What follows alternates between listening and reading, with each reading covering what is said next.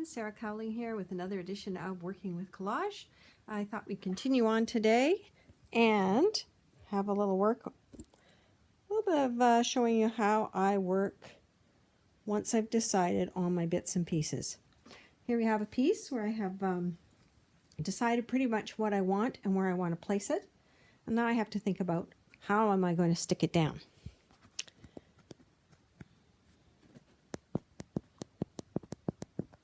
So I like to use two different products.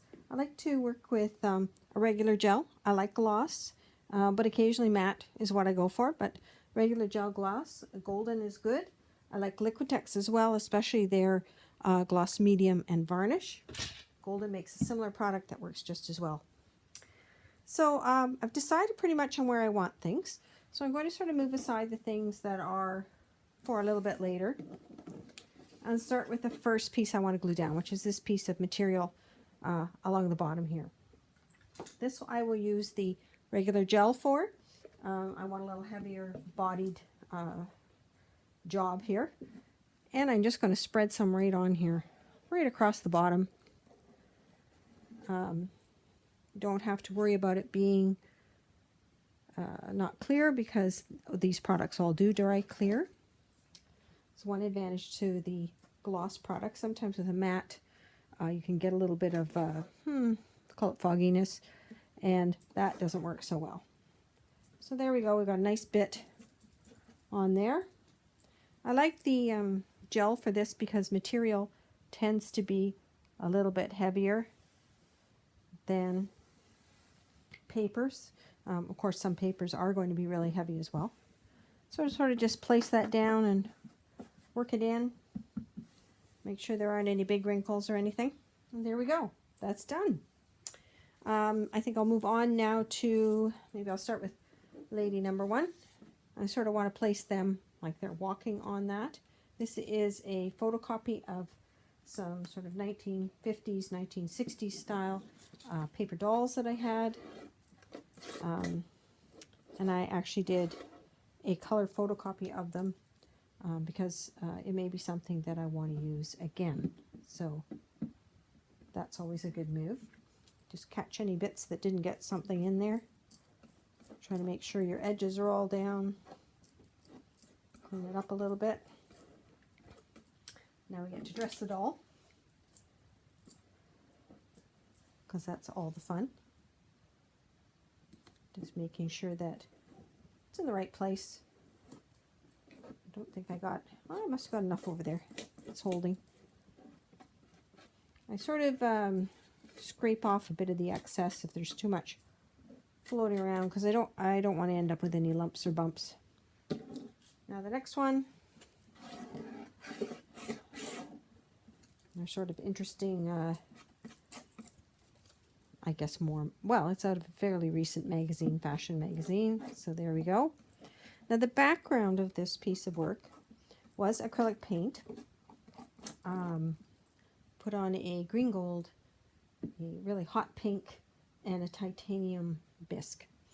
And I added some pieces of paper I had pre-painted with black patterns on them. I often make lots of papers like that ahead of time. I don't necessarily know where they're going to go. Did a little sgraffito in here, did a little pulling of black paint. Just all trying to make it interesting. So this is about from a 1970s Vogue pattern cover of the pattern.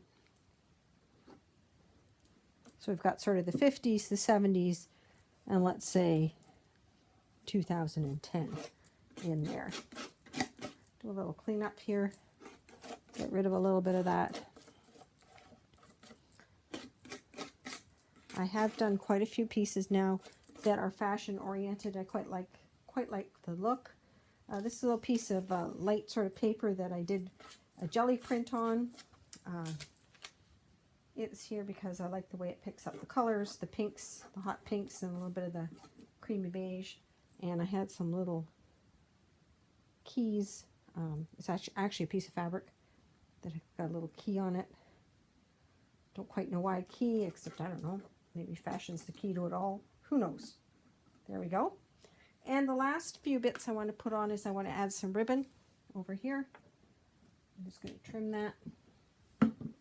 If things are a little too big or a little too long, going outside the frame of the support, I don't worry about that. When everything's dry, I'll turn it over on a self-healing mat and use a X-Acto knife to trim it up to make it work.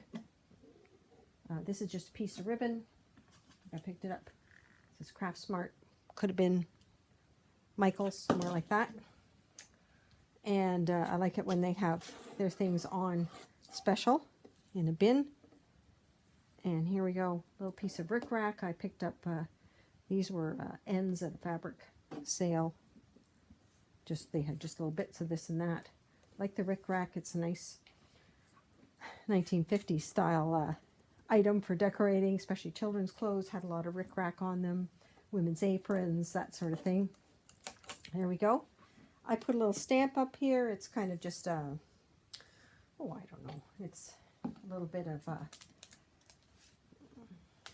looks like a passport stamp or something along that line. I also found a little piece of writing in a magazine.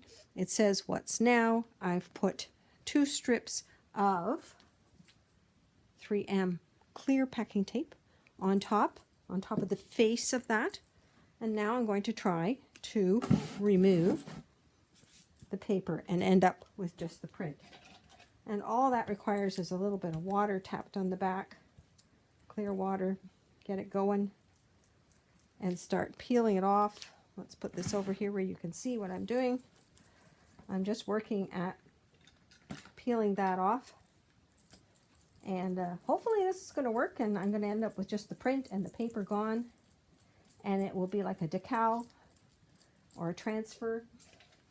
But this is a quick and simple way to do it. I usually do this with pieces I run through the color photocopy. This was straight out of the magazine, so let's see how it does. Sometimes it doesn't transfer the color as well. Now I put the tape on this morning, but this is a instantaneous method. You can put the tape on and go to work removing the paper right away, like so. And hold that up so you can get a look. So what's happening is the print is staying on the tape and the paper's disappearing. So I will keep working on that until it's off. And let's just have a look so we can get an idea of what it's going to look like. There we go. So quite a bit of the paper is gone, and it's going to go on up here. I'll just have the black and white print. It might look a little aged and a little worn, and that's quite all right. It says "What's Now" with an exclamation mark. And I'll probably glue that down with a bit of my gel as well.